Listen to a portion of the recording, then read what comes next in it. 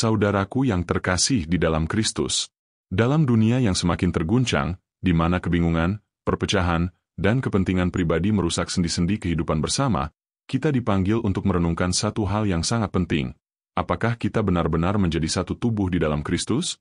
Hari ini, saat kita merayakan 75 tahun persekutuan gereja-gereja di Indonesia, kita tidak hanya memperingati sejarah, kita menengadah kepada Tuhan, meminta Roh Kudus untuk membentuk kita kembali. Yesus berkata dalam Yohanes 14:23-29, bahwa siapa yang mengasihinya akan menuruti firman-Nya, dan Bapa akan mengasihi orang itu, serta Allah sendiri akan tinggal di dalamnya.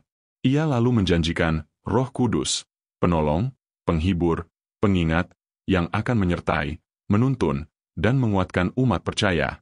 Inilah inti kehidupan gereja. Allah sendiri berdiam melalui Roh Kudus, membentuk umatnya menjadi satu tubuh yang tangguh dan penuh kasih. Roh Kudus bukan konsep. Dia adalah pribadi Allah yang hidup. Ia tinggal dalam setiap orang percaya, tidak hanya untuk memperbaharui hati secara pribadi, tetapi juga untuk membangun kesatuan yang mendalam di antara umat Tuhan. Kesatuan ini bukan simbolik, bukan kosmetik, dan bukan bersifat administratif.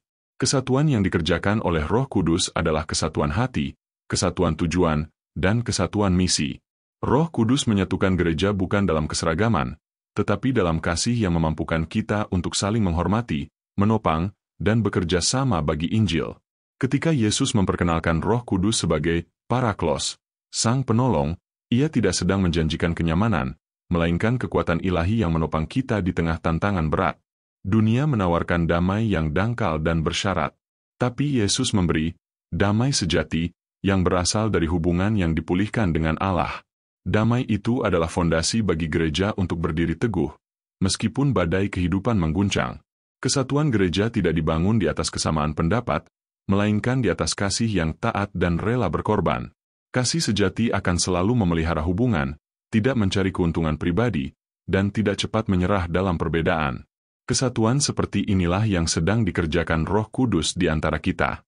Saat kita mengenang 75 tahun karya PGI, kita harus bertanya, apakah kita telah hidup dalam semangat akumenis yang sejati? Apakah kita sungguh mendoakan satu sama lain? Apakah kita sudah saling menopang dalam kesulitan dan berbagi dalam kelimpahan Injil? Roh Kudus memanggil kita untuk bersyukur, dan dari syukur itu muncul komitmen. Komitmen untuk menjadi satu tubuh yang saling mengasihi dan saling mendoakan. Ketika satu gereja berjuang, gereja lain dipanggil untuk menjadi tangan yang menopang. Dalam kasih yang ditanamkan oleh Roh Kudus, kita tidak lagi melihat batas denominasi sebagai tembok, tetapi sebagai peluang untuk bersatu lebih erat. Doa syafaat bukan sekadar bentuk kesalehan. Itu adalah senjata rohani yang memperkuat tubuh Kristus. Setiap kali kita mendoakan gereja lain, kita sedang bekerja sama dengan Allah untuk menggenapi maksud-Nya di bumi ini. Dan semakin kita berdoa bersama, semakin kuat kesatuan kita, semakin besar kuasa yang mengalir di antara kita. Ziarah akumenis yang kita tempuh bukan perjalanan seremonial. Itu adalah langkah iman.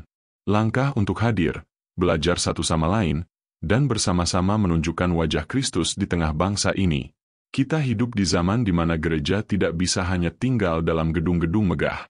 Dunia membutuhkan gereja yang melangkah keluar, menyentuh yang tersingkirkan, bersuara bagi yang tertindas, dan menjadi terang di lorong-lorong gelap masyarakat. Gereja yang dibentuk oleh Roh Kudus bukan hanya kuat, tapi juga relevan. Relevansi bukan soal gaya ibadah atau program kekinian, melainkan kesaksian hidup yang nyata.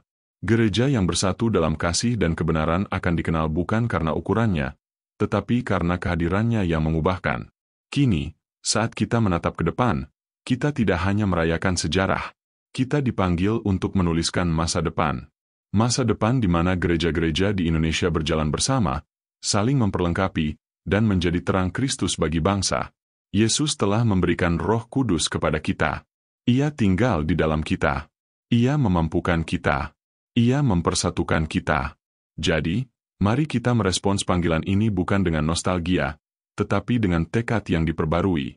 Roh Kudus ingin bekerja lebih dalam, lebih luas, dan lebih kuat di antara kita.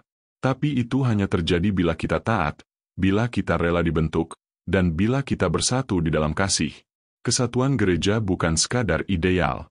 Itu adalah panggilan suci. Dan ketika gereja bersatu, dunia akan melihat bukti kasih Allah yang hidup.